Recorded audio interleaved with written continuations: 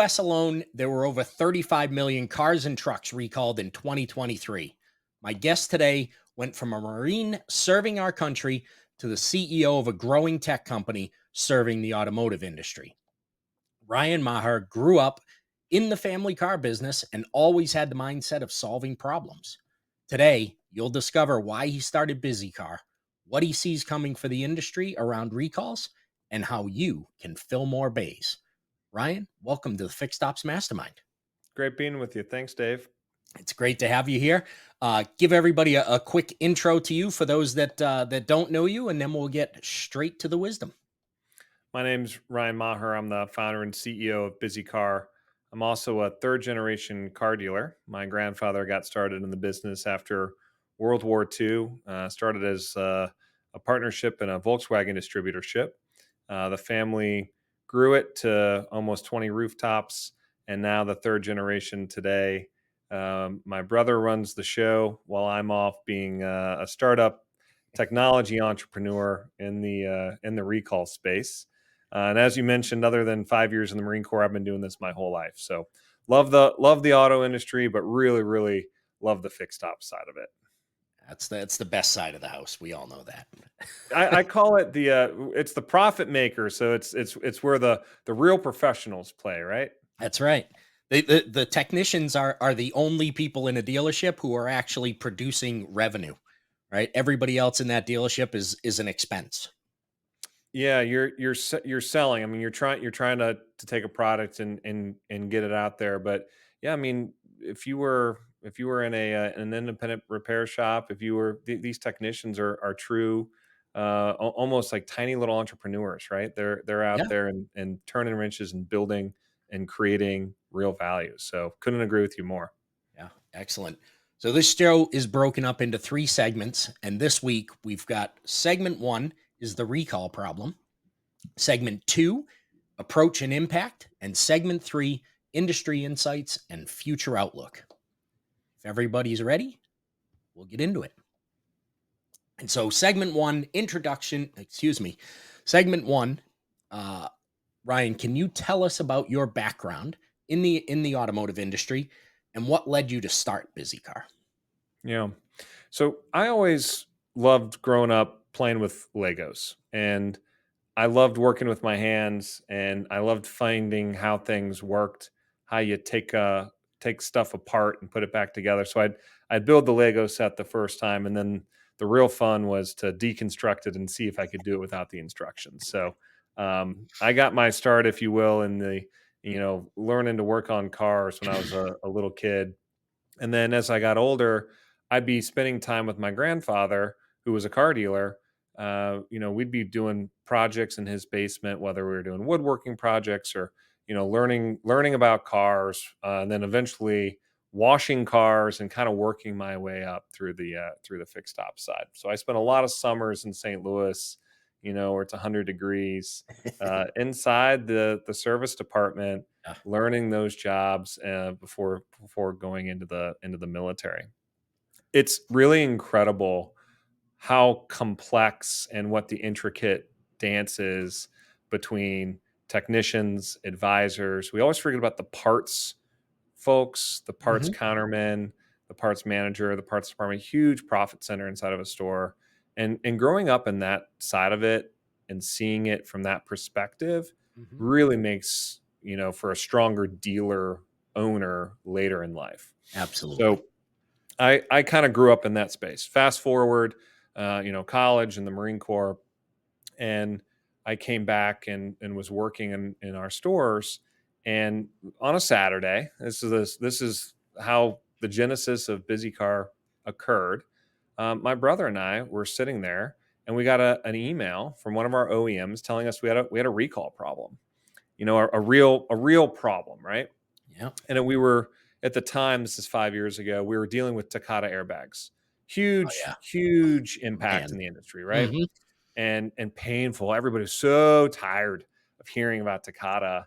And and I said, why would they send this email on a Saturday, right? They want to bury it.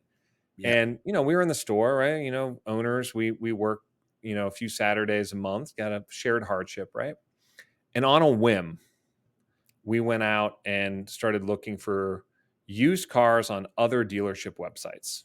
Yep. So we started going out and saying, "Hey, can we find some of these recalls?"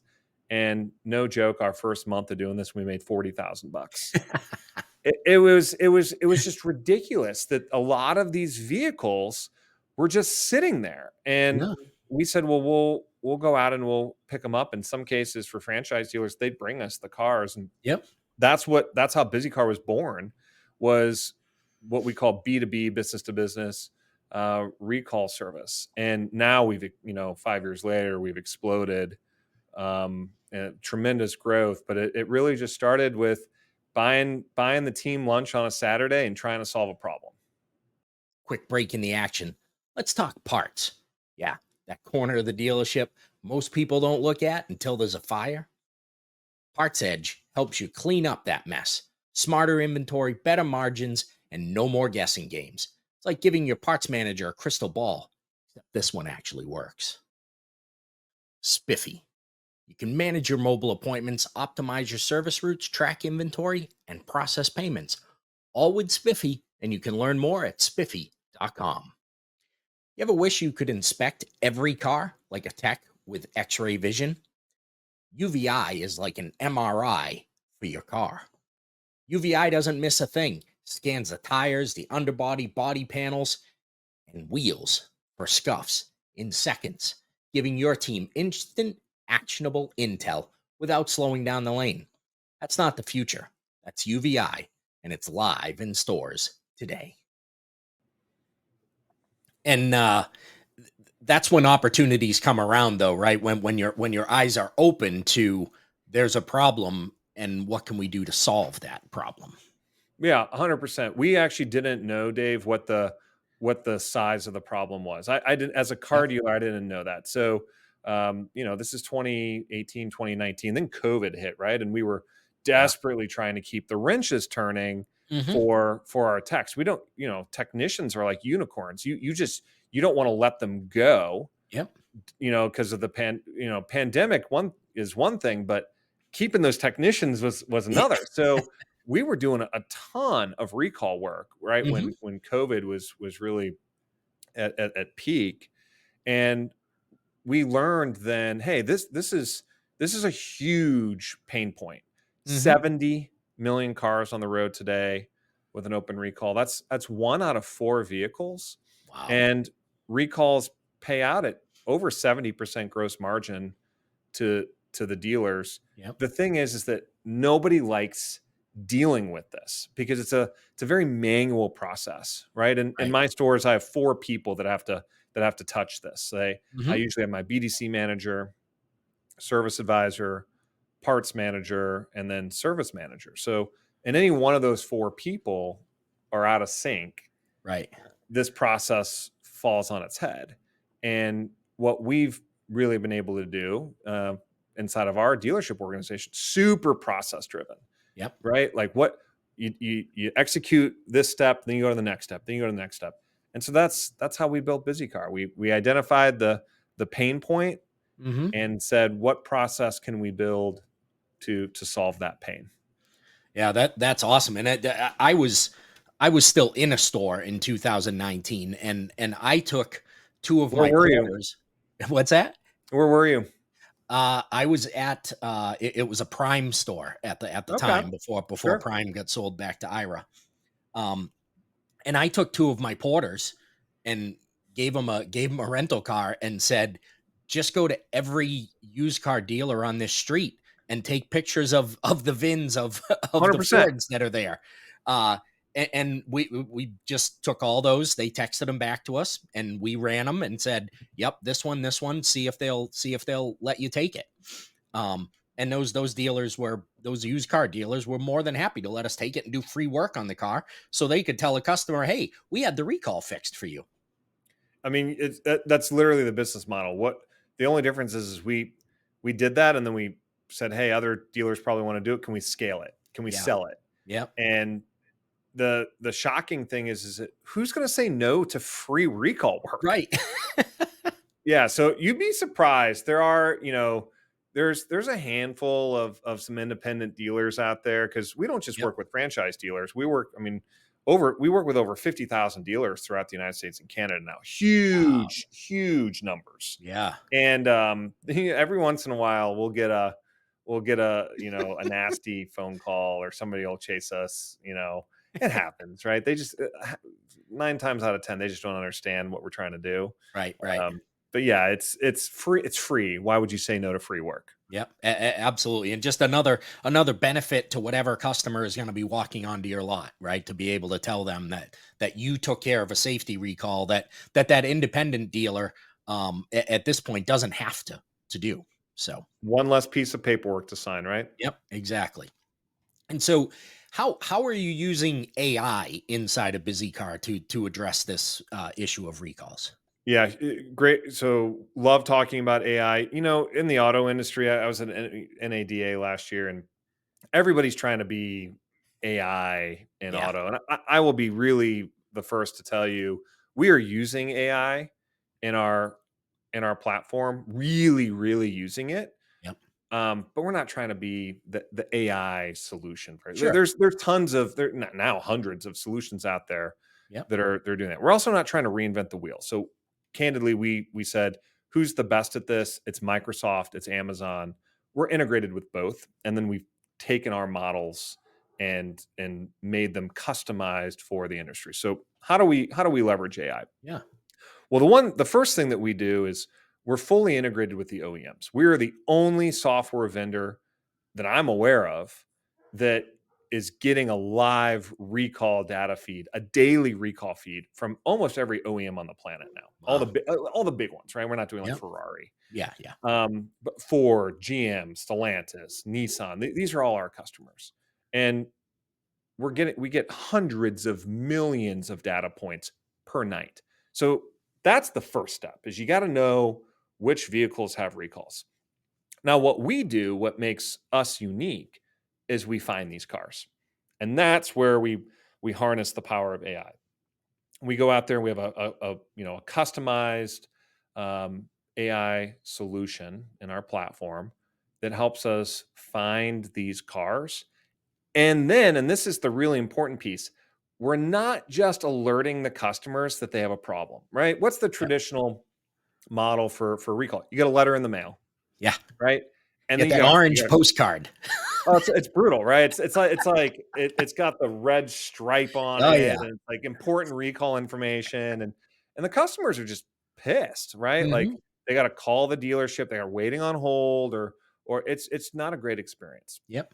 So we said, how do we overcome this? How do we make this process better? How do we create a better customer experience? Hmm. So we reach out to the customer, text, email, WhatsApp, all digitally. Yeah. And we don't force the customer to go to your website or to call. We let Mm, you use AI to schedule your appointment right then and there. And because our AI is fully DMS integrated, it's fully service scheduler integrated. mm, We are fully integrated into the parts supply chain at the OEM and at the DMS. So we're remember those 4 people I talked about that yep. are in my stores? We're making their lives so much easier because we're solving those problems for them. So, Right. do I have parts available? Do I have remedy available? Do I have Yep. bay availability? Yeah. You don't even have to think, and it's in real time, right? Like, Yep. we're talking to the customer with our AI solution, Hmm. and we're offering up the right times, the right locations. We're offering mobile repair, right? Mm, Service valet, big. all of it's integrated into our platform. And if you give a great customer experience, guess what? The customer will spend more money when Yeah. they come to the store. So think of recalls as a hook Yeah. to bring the customer back to your store Yep. and retain them, Yeah. which is what we really want to do. The recalls are your loss leader, except they're not a loss leader. I Right. talked to dealers. I was literally on a demo this morning where I asked the dealer, what do you pay to bring a customer in for service? He didn't know. So we talk about this a lot, Dave, is what is your cost per appointment? So we call that Yep. CPA. Yep. My brother, who runs a bunch of stores, he absolutely knows what it costs to sell a new car. Yeah. Right, the customer acquisition cost. He knows what Right. his radio, his television, his Hmm. print, his Facebook ads. You take all that up and add it all up, it's like $1,000 a car. Yep. I think the national average is like 690. But nobody knows what the true cost is to bring a customer in for service. No. And so you have all these big service retention companies out there they're like, oh, well, we can get it down to like $5 a mailer or $3 a mailer. But you're not really looking at what the true cost to bring that customer in. We have solved that, right? And we've really driven that price down. We are revolutionizing. You called it the loss leader, and I Yep. think that's a great way to describe it. You don't have to give away the oil change anymore, right? Right. If I can Hmm. text Susie customer and tell her she has a recall, she's going to get that oil change taken care of when she comes in. Now we got to be really Hmm. careful. There's laws against we can't upsell the customer through a Off a recall. We're recall. very Right. Yeah. yeah, we're Hmm. super sensitive to that, very compliant. Yep. But if the customer asks, of course, we want to delight them. So Yeah. we make sure that happens. Yeah, that's excellent, and just removing all of the other friction points that a customer has, right? Like you said, they either get a letter that says from Ford that says you have a recall, or some other company that says you have a recall, and that's all that is work for them, right? That you 100%. just added a task to their day. Aggravation, frustration, friction, and if the customer, we have some dealers where the customer just has bad experience, right? And Yep. we don't we want to reduce all that. Yeah, that's excellent.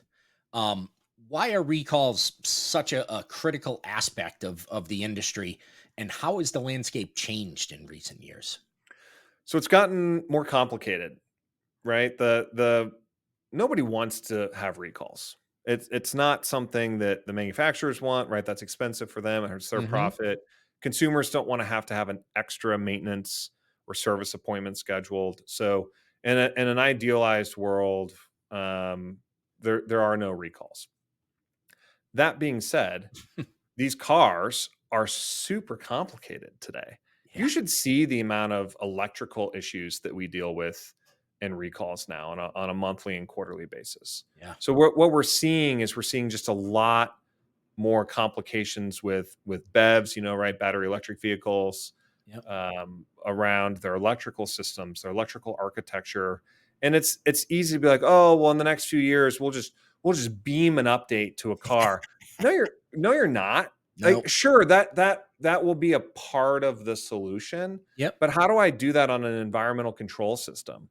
Or how do I adjust the seatbelt tensioner if we pass an update? So the best analogy I've ever heard about like what goes on with recalls is these cars have so many more complex parts. It's not just the sheer volume of the parts, Yep. but it's the parts that we're putting on these cars, and they have to be in this like perfect symphony orchestra, Yeah. and it's just not the reality, right? Cars are driving 60, 70 miles an hour on the highway, they hit potholes, stuff happens. Right. And so the state of the recalls in our industry is it's it's steadily growing, right? Over time, we would love to see that come down through tools like AI and over the air updates and whatnot. It should be easier to get these recalls repaired, but Hmm. we're easier too, right? We're making this really a simplified process to get your recall repaired. Use our mobile technician app. Use our service valet app. Those customer convenience items don't stop at just communicating with the customer. They also are on solution, right? Right. On delivering that solution. And what we see with the industry is I think you're going to continue to see between 28 and 30 plus million recalls a year. SAR volume, are back up, right? I saw a report from Cox the other day that we're going to end the year about 16 and a half, 17 million cars. Like we're starting to see pre-pandemic numbers again. Right. And I just think as car manufacturers adopt all these new features in these cars, I mean, Right. it, air conditioned seats, heated seats, lumbar support. There's so much stuff that can go wrong. So Yeah. I think you're going to see a continued growth of recalls in the coming years. Mhm. Yeah, and certainly over the air, you're not ever going to get to the point where a car is always fixed through an over the air update. And your point about the abuse that car takes. I used to always use the analogy for customers. They would be like, "Well, why did that break?" I would say, "Well, take your refrigerator and drag it behind your car for 30,000 miles and tell me how well your refrigerator works after that." Right? In But the your car, snow, in the sleet, in the yeah, salt air. Yeah. It's these are complicated machines that have to deal with environmental considerations, human factors, yep, all kinds of other stuff that happens. exactly. They're still a mechanical and electrical thing put together by human beings, right? So there's That's it. going to be problems. It's amazing that they have as few problems as they have, considering what they go through. Totally. And honestly, all we're trying to do is, we're problem solvers, right? I take this Yep. back from my time as a young Marine. There, it's all about identifying what the problem is, orienting around a solution, and then how fast can you fix it. And what we're trying to do is just fix problems fast here at Bizzycar.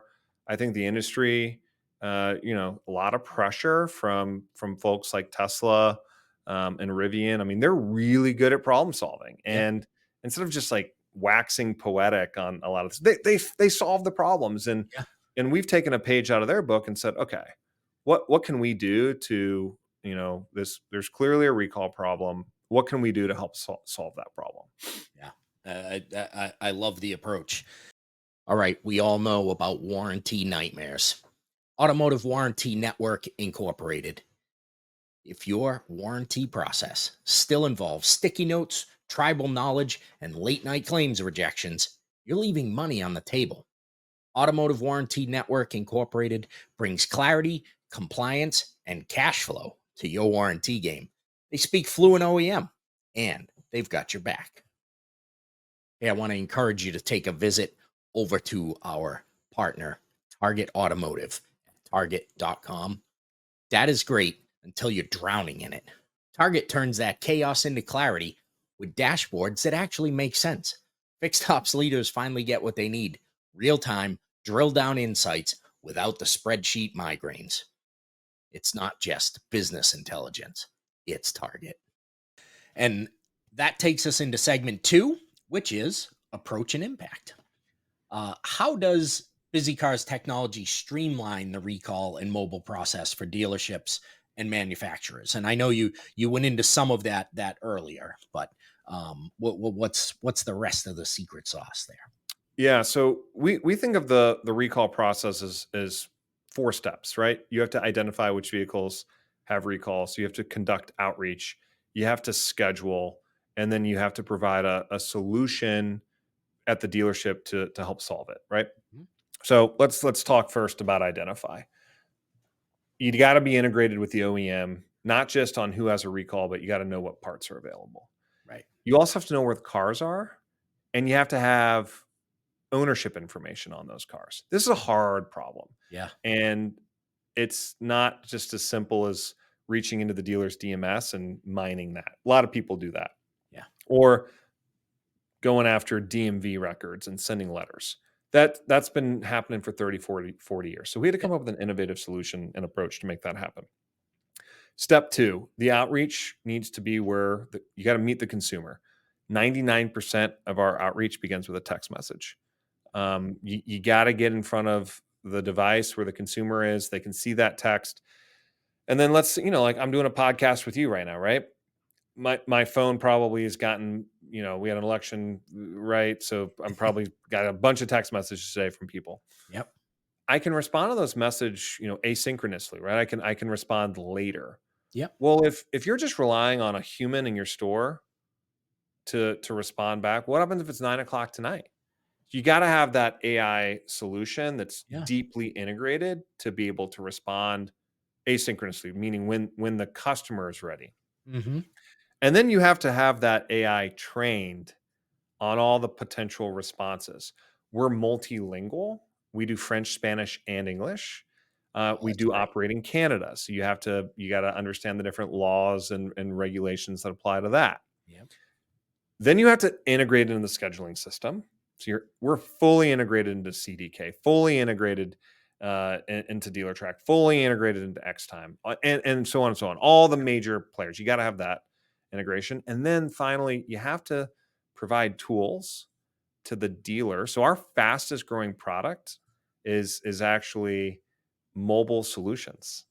How do you give tools to the dealers to solve that recall out in the field or out in the customer driveway or out on Mhm. the other dealer's lot?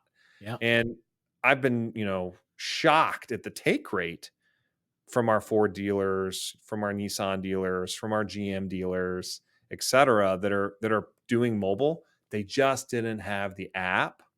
They didn't have Yeah. the scheduling system to provide mobile.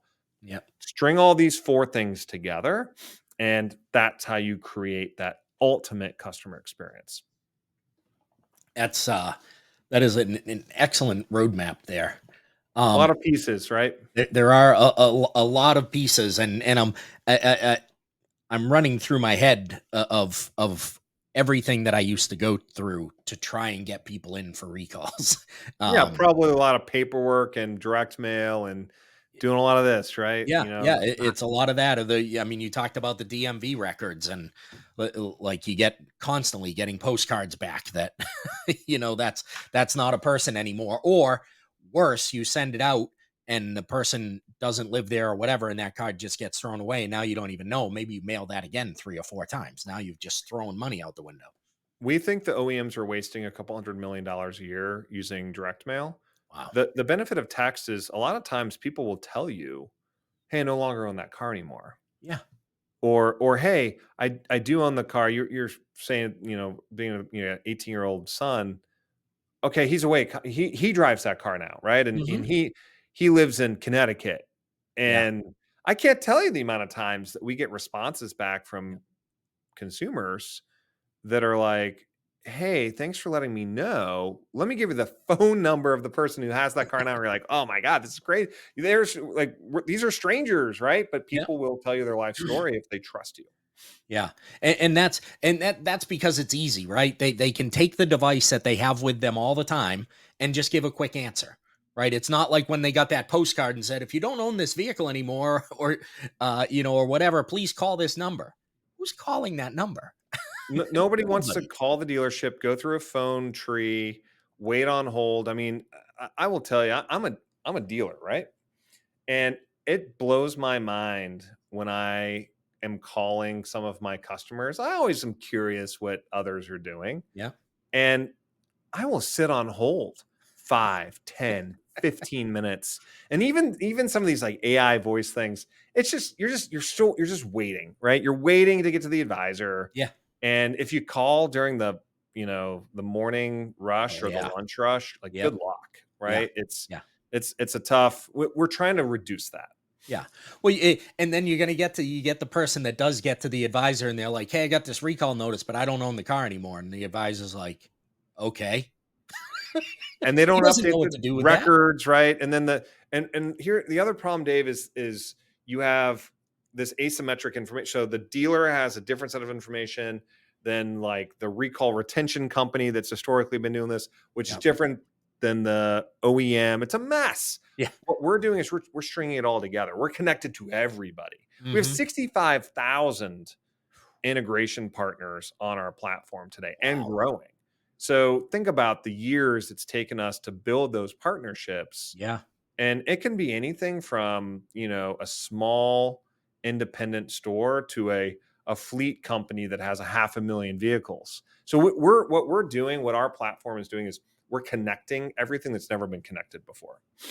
Which is desperately needed in this industry. Not just around recalls in a bunch of other areas too, but That's right. It's happened in other industries. It's just time to be happening in automotive. absolutely. Ryan, can you share a success story that demonstrates the impact of your solution? Yeah. So one of my favorite dealer groups that we talk about. Do you know the Tasca Group? in Absolutely. Rhode Island. Yeah, Yep. Bob Tasca, great partner of ours. Drives the funny car in the Yeah. auto racing world. Uh, there are some customers of his that we have brought back to his stores that haven't been there in over 3 years. Wow. So we that's one of my favorites. Like, I can talk about profit and you know uh, all of our stores are getting 4, 5, 6 to 1 ROI on what Mhm. they pay us. Some stores are making millions a year on it's not just the recalls, it's the upsell. Sure. That's great. I'm really focused now on retention. Yeah. How do I create a loyal base of customers for these dealers?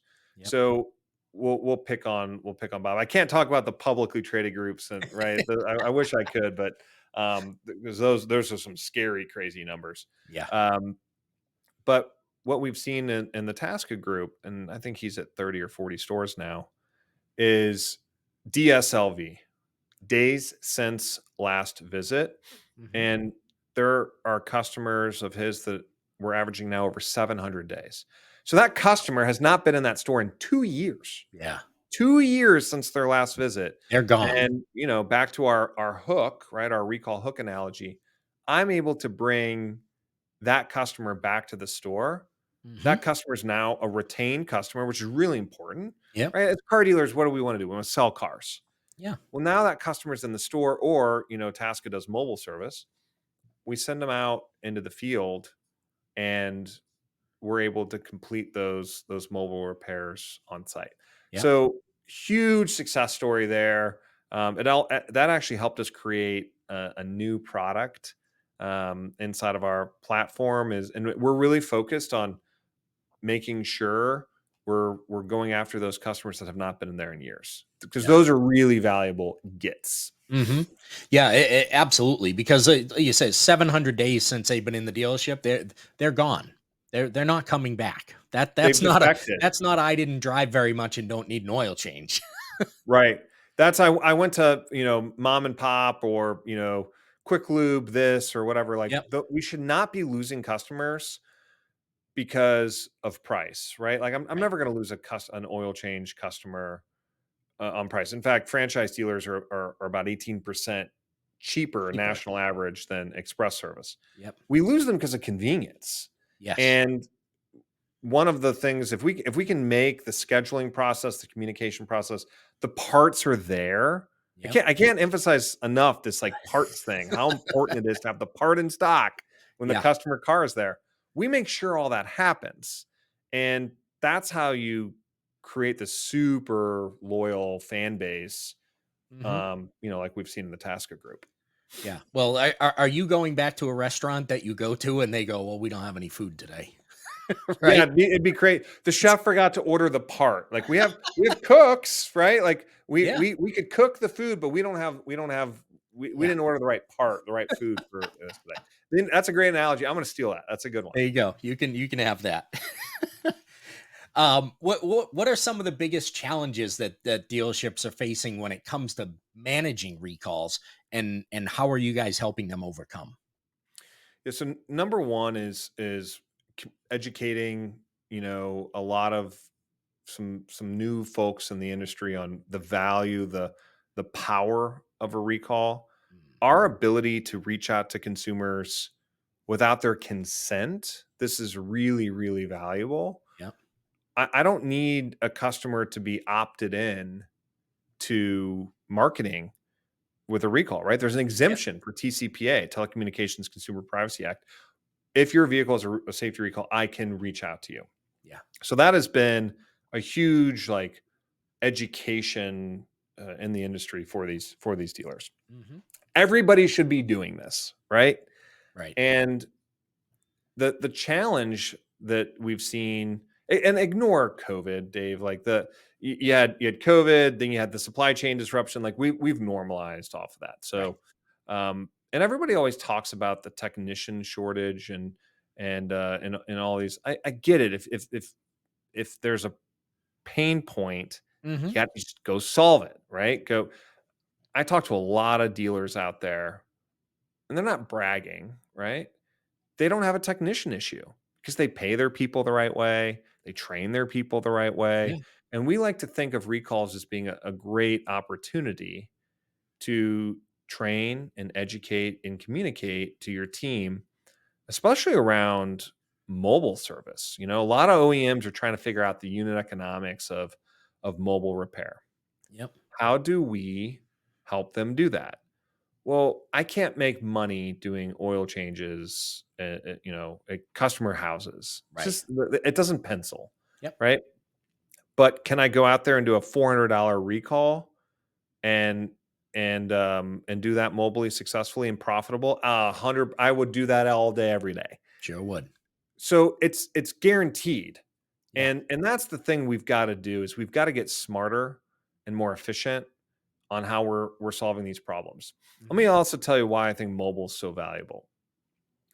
I am really thinking 3, 5, 7 years ahead. Like EVs are here, right? Maybe the OEMs got over their skis the last few years Yep. on how fast the adoption was going to be, but this is happening, right? That we're not going to revert back to ICE being the predominant player. Right. So we've got to figure out how to service those customers. If I don't have an oil change, if I don't have that offer, Yep. what's my loss leader in 5 years? Yeah. We have to be ready as the industry evolves. And I would rather be ahead of this problem than behind it. Yeah. The analogy my dad always talks about is, and you've been in the industry a while. Remember express service back in the 90s? Yeah. Like, I I was with Ford when they were introducing their quick lane. So right, quick got lane. it. That was Yep. a huge deal. And Yep. dealers were like up in arms. We don't do that here. We do main shop work. And I just remember I was a kid at the time, but my dad coming home and just being like trying to convince the service managers that this was valuable, like getting the customer, the muscle memory for the customer to come back to the dealer is, Yes. solving retention. I feel like mobile service and in some ways like service valet, pick up and drop off, Hmm. that's express service today. Yeah. And dealers don't love change, right? They're happy. Really? Yeah, who would have thought? Um, but I just feel very strongly that mobile is something that they're going to have to adapt to because Yep. all these other EV companies, Tesla, Rivian, that's the default for them is Right. mobile repair. Yeah. You're still always going to need the service department, a Hmm. physical service department, especially for getting the car up on a lift and whatever. But um, we have got to make these adjustments in our industry Yep. or people aren't going to be. I mean, what's the dealer service model look like in 20 years Yeah. if the customers aren't loyal and retained to us? Where they're going to go elsewhere. Yep. And it's time that we do that. Start with recalls. What a great way to build your mobile platform. I mean, there's some dealers I work with that have 10,000 vehicles in their PMA Yeah. that have a recall. I can show you where every one of them are located. Send that mobile truck out there and get them done. Yeah. Absolutely. I love that. And that, if you extrapolate that out as they're going to those houses, right?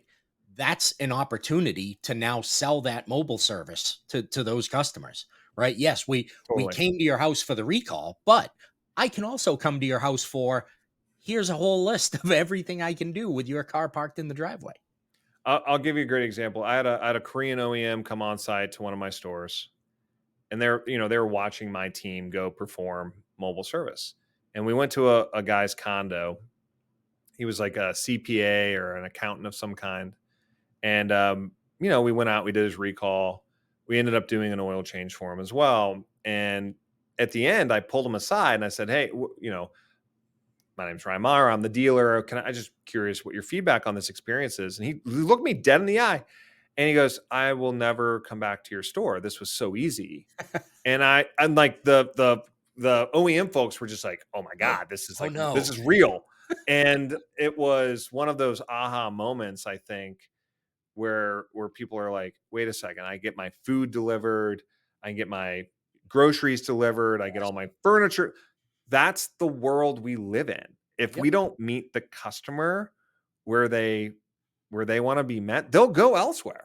Hmm. They'll defect to a non-franchise brand, a Tesla or used car or whatever, Yep. and they will have their needs met there. Absolutely. It's we have become very adept at making it difficult for our customers to We have, to haven't do we? business. I commented on LinkedIn to somebody who put a post about advisors having to log into too many systems, and their argument was, well, but as a customer you have all these apps on your phone that you use that are all different every day. And I said, my response was, a customer doesn't go to Amazon and pick out a what they want to order and then go back to their bank and have to log into their bank to get a payment to then go back over to FedEx or UPS to get it shipped to them. They go to Amazon and click, in 2 clicks, they can have whatever they want, Yep. right? You But we gotta make it have difficult. that's patented by Amazon, by the way. I think it's a really good idea. But the idea of the single pane of glass is so critical. Let's talk in a few months. We got some stuff we're releasing at NADA. We're really focused on making things in the service department much more efficient. Awesome. There's a famous, I don't know if it's Eisenhower quote but there's a famous military saying: amateurs talk tactics, professionals talk logistics. And I heard that a lot when I was, young Marine. And I would say in the auto industry, um, you know, yeah, we got to sell cars, but that's table stakes. Yeah. Everybody's got to sell cars. The real professionals are talking fixed ops, and they're working pay plans. The amount of time we spend on variable ops pay plans is crazy, right? Like, they're going to get a split deal and a mini, and there's a draw and a bonus, and it's like, give me a break. Like, go sell the freaking car. But we don't take the same time and attention and care. And every time a dealer tells me they have a tech problem, the first question I ask them is, what's your pay plan? Yeah. It's the first question. Because if I am not getting paid Yeah. for my value, Yep. I'm not going to work at your store. Don't tell me you have a tech problem. You got a pay plan problem. Hmm. And I just think that's like the first place where we got to be looking as an industry, right? And everybody noticed it during COVID. Right. You start losing some really key people that are turning wrenches and fixing problems. Yep. You're screwed. Yeah. That's for sure. And so you just mentioned that you've got some cool stuff that you're going to introduce at NADA. That will take us into segment 3, which is industry insights and future outlook. It was a great Yeah. segue that you did for me. I appreciate that. And so, how do you see recall management process evolving in the next 2 to 5 years, and what role do you see technology playing in that? Yeah, so there's, depending on who you talk to, 17,000, 18,000 franchise dealers in the US, another 3,400 in Canada. Selfishly, we think Bizzycar should be in 90% of them, right? That, all joking aside, like, this is a product that should just exist in the industry. It Hmm. should be baked into the OEM portal or into the DMS. It's Yep. just, why do we not have an automated solution for reaching out, scheduling, checking for parts? Like, right, it should just be there. Right. So we want that to be us, obviously. Um, but it doesn't stop there. I think there's a lot of really interesting, and without kind of, you know, overcooking this before we do our product releases, there's a lot of really good places where we need to gather better information about our Hmm. customers, hitting the customer at the right place at the right time, Yeah. integrating that information with other elements of the dealership sales process. I think is an interesting place to go. So Hmm. we really want to own the recall space. Yep. We think we have we're years ahead of anybody else in the space, and it's just time, right? Like, let's Yeah. just put this problem to bed, and then we'll start applying, our process and technology to mobile service or whatever it is that we're going to work on next, right? Yep. As far as recalls go, I think you're going to continue to see 28 to 30 million recalled vehicles per year. I think that's going to stay pretty steady for a while. As an industry, yeah, we'd love to be a part of the solution. How do we identify these recalls earlier? So we're working with our OEM partners now at the safety office level to how can we help, for people who don't know, there's investigations before Hmm. you issue a recall. It's actually takes months, right? There has to be uh, our customers complaining about this. Is there something in the data that we're seeing? So it's not like the recall is like the last step Right. in the process. So we want to move upstream. We're curious what's going on there, Hmm. and see if we can be helpful. We're doing a lot of stuff with AI, Dave. Yep. I think we could do a lot more to help technicians be more efficient in their process, whether that's through mobile app or through tools we can give the technicians to help them be more efficient. Yep. People ask me like, "Hey, what's the difference between a master tech and an apprentice or a junior tech who's getting in the industry?" Everybody who's mechanically inclined within reason, they can go out and fix most problems if they know what the problem is, right? Like if I told you, Dave, you're going to go and rotate the two front tires on a Nissan Altima, you may have never done it before, but if you're mechanically inclined, you could figure it out. Yeah. But if I told you to look at a car that was making a weird noise, right? It's the diag. That's Yeah. that's the difference between a Yep. master tech and an apprentice tech, or an A tech and a C tech, is they can look at something and they know what the problem is. Hmm. I'm really curious about how we can help in that space. Mm. Um, being able to run your diagnostic sooner, easier, more Yeah. efficiently. The sooner you can get people turning wrenches on the problem, I mean, Yep. that's how you really improve your efficiency rates inside your store. So there's a lot we want to do with recalls, and then there's a lot we want to do with improving the overall fixed ops experience. Yep. That's mostly in store Yeah. or at the OEM level. Yep. For the customer experience, let's use. I'm going to use your Amazon example. We think getting your vehicle in for service should be just like that. 2 clicks Yeah. and you're done, right? Um, we're doing a lot to make that happen, um, and we're obsessed about it. I mean, Yeah. we really obsess over how do you if we can make recalls as simple as communicating through text. Yep. We think we can do this in a whole lot of other elements of the fixed ops department. We're also really doing a lot with parts. So I don't want to get over my skis on the parts stuff, but there's some really transformative things I think we can do um, in the parts department.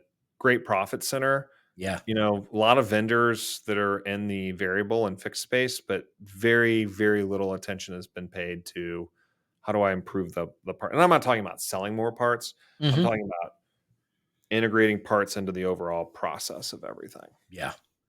Yeah, that is definitely as much as fixed ops in general is neglected. Parts is really neglected. Huge, right? And I Yep. think the biggest challenge is, I mean, every time that I go into, and I do some selling, right? Like our we have almost 100 employees now. I mean, we're adding 100 rooftops a month to our platform, which is Wow. crazy. We're growing fast. Yeah. Um, the biggest thing for us is I'll usually get to, if my team's tagging me in, we're usually stuck, right, at the GM or maybe the dealer principal level. And I typically know how the conversation's gonna go when the GM turns, hey, go get Fred, right? Go get Mike. Who's Mike? He's my service manager. That GM doesn't understand anything about fixed ops. It's a burden for him. Right. And I would love to figure out how to really educate Yeah. the non-fixed ops folks, Yep. things they should just know. If you don't know what fixed absorption is or efficiency or capacity settings, and then what ends up happening, right, is you have this GM, right, a lot of type A ego there, and you've got this service manager, sometimes a lot of like, I've been here 40 years, don't tell me, Yep. white, rice ain't white. And you just, they're gonna butt heads. Yeah. And I think a lot of it is if the GMs just had more knowledge Hmm. about what it is that this guy does over here, Yeah. how hard his job is, Yep. and if the service manager understood like, hey, I'm a profit center, it's my job to, okay, well, there's a lot we can do here to improve this. Yeah. And I would love to be a part of that solution. I really, really believe that service managers, a really good FOD, fixed ops director, Yep. should be on par with any GM, right? He's basically the general manager of the service and parts department, Yeah. and that's the way we should be looking at this. Yeah. I agree. I we can talk another time, but I have some ideas about how to how to help educate GMs. That is something that has stewed in my head for a bunch of years. Um, and so, Ryan, what advice would you give a dealership fixed ops manager that's looking to improve their recall completion rates? Yeah, first thing we always talk to service managers about is, do you understand the problem? Right? Do you know what the scope is? And I'll go in there sometimes and I'll turn on their Bizzycar dashboard, because these OEM portals are really complicated, right? If you have ever been inside, and I'm not gonna name names, but if you log into some of these, there's like 200 links you could click on, all with like dashboards and programs. It's overwhelming, Yep. and all of the information is good, right? Hmm. There's a lot, if you really click into a lot of that stuff, there's good valuable information. Yeah. But the service managers, they just don't have time, right? They're putting out fires, they're dealing with customer issues, they're dealing with hiring and staffing issues. And the advice that I usually start out with service managers is, do you know what the recall problem is in your backyard, and do you know how valuable this is from a not just gross profit perspective, Hmm. but a customer retention perspective? Yeah. If I can bring customers, let's assume that I just bring one customer back per day, that's it's a lost soul, right? A churned customer. One per day, that's it. 20 days, let's just say 20 days a month. That's 240 customers that haven't been in your store in years. Hmm. You should be, talking to your general manager about this. Somebody go get a hold of this guy and sell them a car. I mean, if you did nothing but just converted 10%, that's two extra cars a month. Yeah. And that's bananas. I mean, that is huge opportunity. And I'm being really Hmm. conservative and generous in these numbers here. Like, you should really be maximizing. And I should be looking at my schedule for the day Hmm. and say, hey, I got a busy car recall coming in. This customer hasn't been here in 3 years. As Yeah. the service manager, I should be out there. I should be greeting them, or at least Yep. giving them to my best advisor. And hey, where you been? Yeah. We're thrilled to have you back. Hmm. Hey, did we screw up? Right. Is there something we did wrong? Yeah. What Why haven't we seen you? Our prices are better. We offer mobile service. We'll pick up your car. Hmm. Don't tell me it's convenience, and don't tell me it's price. Right. If it's something other than that, I'm responsible, right? As the service manager. And I think just having that conversation with them is enlightening.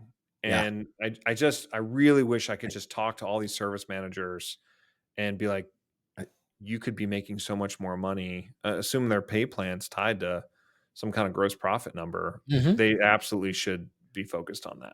Yeah, I think most service managers are number one afraid to have that conversation in the drive with the customer, right? They're afraid to open that can of worms. Not But my service managers. They love talking to our customers. well, listen. I used to tell a customer that I would much rather have you tell me why you're unhappy than to just walk away and disappear, because I can't Silence is a I killer. can't fix that. Silence is a killer. 100%. Yep. Don't tell me. I always tell this to my team internally here at Bizzycar is, I need the bad news first. Don't bury the lead. I Yeah. can't fix it Right. if I don't know about it. Hmm. And customers will just ghost you. I mean, they'll disappear. Yep. So yeah, I love it. Great advice, Dave. Yeah. All right. Last question. Are there any upcoming features or I lost you. that you're let me start that one over. Are there any upcoming features or expansions that you're excited about and can share with the audience. Yeah. So, number one thing I'll talk about today is missed opportunities. So, I don't know if I didn't know what this was a year Mhm. ago. So, for those who don't know, a missed opportunity is a customer that comes into your store with a recall and leaves your store still having that recall on their vehicle, Mm. right? So we didn't fix it. Yep. That should never happen, right? Right. As long as there's a remedy available and parts are available at the OEM, Yes. you should never, ever have that happen. Your missed opportunities percentage should be zero. Yep. The reason why it happens is the BDC or the service advisor, they run out of time. They don't call the customer a day in advance. And so the customer is coming in for an oil change, Mhm. right? That takes a half hour. Maybe it's 6/10 or whatever. Lube oil filter, something. They're coming in for an hour, expecting an hour. Yep. And then the service advisor meets them and goes, "Oh, Dave, your 2023 F-150 has a recall." What's the first thing they ask? How much Not how time is much that it's gonna gonna take? cost. What's that? How much time is it gonna take? How long is it gonna take? And it's like clockwork. And I mean, we have some OEMs we work with where 65, 70%, 60% of those customers decline. This is a safety recall, right? Yeah. Because you didn't It's manage their expectations properly. yeah. And it's a liability issue for that dealership, allowing that to drive back out. Some of these recalls, we are literally getting the customer to sign a piece of So paper. Yeah. yes. Yep. So it's crazy. So what we have done is we have solved this problem. And this product is in beta right now, though we have some really big publicly traded launch customers that have been launched on us a couple months ago. So this will be a huge element of what we're releasing here in about Jan 1 of this year of 2025, so about 8 weeks. Yep. But if you're interested in the beta, we're happy to have that conversation with you today. It's basically eliminating missed opportunities, and it's a combination of checking, integrations, all the things we've talked about Mhm. today, but it's on autopilot. Your missed opportunities percentage should be zero. You Yep. should never have it happen. And Mhm. we have built a solution that makes that a reality. That's awesome. I love it. Ryan, where can everybody find you? Yeah, so we're at bizzycar.com. That's bizzycar.com. We love getting inbound questions or comments from that. We're always available at hello at bizzycar.com, HELLO at bizzycar.com. And then we love doing podcasts and stuff like this. You can find me online. I'm on LinkedIn. I got a pretty prolific following, so would love to chat with you. We love chatting with OEMs. We love talking to customers. We have consumers that reach out to us, believe it or not, That's awesome. asking about. Yeah, it's not a couple a day. It's not like we're getting thousands, but Yeah. they they really just want to get their recalls completed. Those are great. We love sending those leads over to the dealers. Yeah. That's excellent. Well, Ryan, grateful for your time today. And we were happy to learn about the solution and such an important part of the industry that needs to be done. Some of them aren't safety, but a lot of them are safety issues. And it's not just the person driving that car; it's the other people around them on the road that need them to get their recalls taken care of. Right. So 100%. We're mission driven. Until all safety recalls are completed, our team will be here to do it. And really appreciate you having us on today. awesome. Thank you for your time. To everybody else, we will see you next week.